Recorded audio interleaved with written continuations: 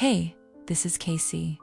This is Real Talk, the series on my blog, Love and Life, where I write about what's actually going on underneath the patterns we can't explain. If you ever want to read more of these, they're all on loveandlifeinsight.com. Today, Single Quotes is about something a lot of you have asked me. In different words, but always the same question underneath. Why do I keep choosing men who can't be there? You've done it again. Different man, different circumstances. Different reasons you told yourself this time would be different.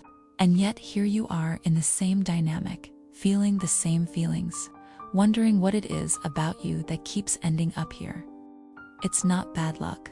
It's not a coincidence.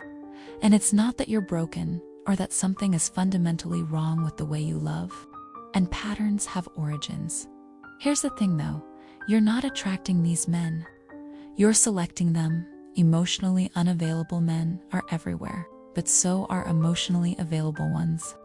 The real question isn't why unavailable men keep finding you. It's why your nervous system keeps recognizing them as the ones worth pursuing. And the answer is almost always the same. Unavailable feels familiar, and familiar to the brain registers as love. Not because you're naive, not because you don't know better, but because your nervous system learned what love looks like from the earliest relationships you had, and it's been running that template ever since, quietly, without your permission. So where does this pattern actually come from? If you grew up with love that felt unpredictable, a parent who was emotionally distant, or whose warmth was inconsistent enough that you could never quite settle into it, or whose affection felt conditional on behavior, on being small enough not to need too much, your brain learned something in that environment.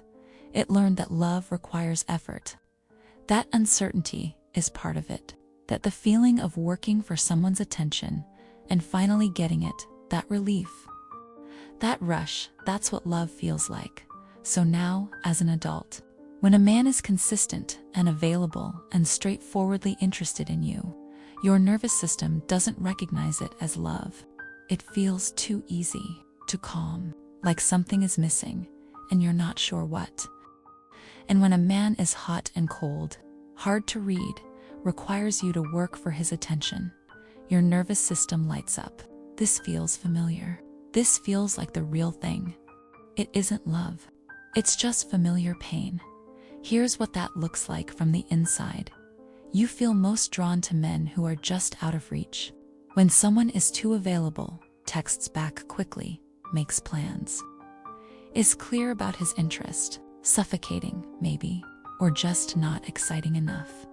But when a man pulls away, when you have to work for his attention, when there's uncertainty about where you stand, suddenly you're fully alive, invested, certain this must be real, because it feels so intense. You call the anxiety chemistry. You call the uncertainty passion. You call the peace that comes with available men boring, because peace doesn't feel like what you learned love was supposed to feel like. And so you keep choosing the pattern, not consciously, not because you want to be hurt, but because your nervous system is doing exactly what it was trained to do, seeking out the dynamic that feels like home, even when home was never entirely safe. And here's what's hardest to see from inside the pattern. There's a logic to it. On some level, beneath conscious awareness, there's a belief that if you can finally get this unavailable man to choose you fully, to stop being hot and cold, to stay, it will heal something. It will prove that you are lovable, that the love you had to work so hard for as a child was real, and that you deserved it. It never works. Not because you're not lovable, you are, but because the wound isn't actually about him. It was never about him. No amount of finally winning an unavailable man's full attention will reach the place inside you that actually needs healing. That place can only be reached from within.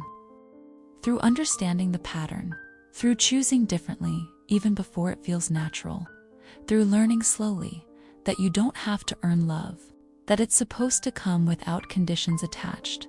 So what does breaking the pattern actually look like? It starts with recognition, not judgment. just honest recognition. I have a pattern. I'm drawn to unavailability because it feels familiar. This is not about this specific man. This is something older than him.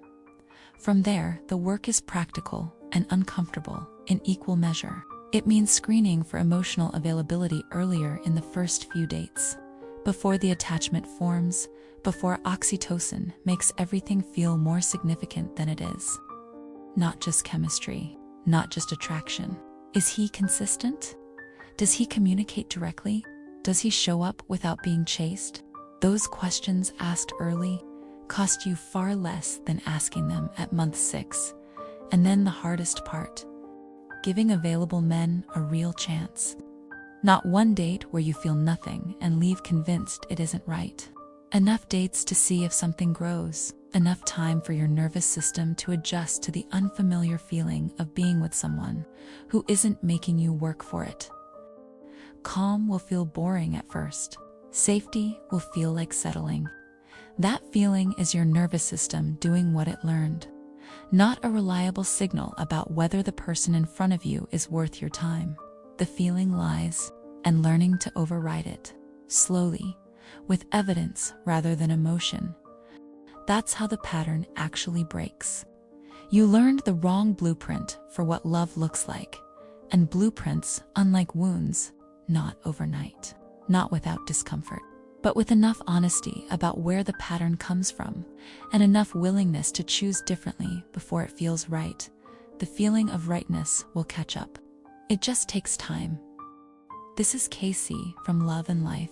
If you want to go deeper into this, what your brain is actually doing when unavailable feels like love, and why secure attachment can feel so unfamiliar at first, there's a free guide waiting for you.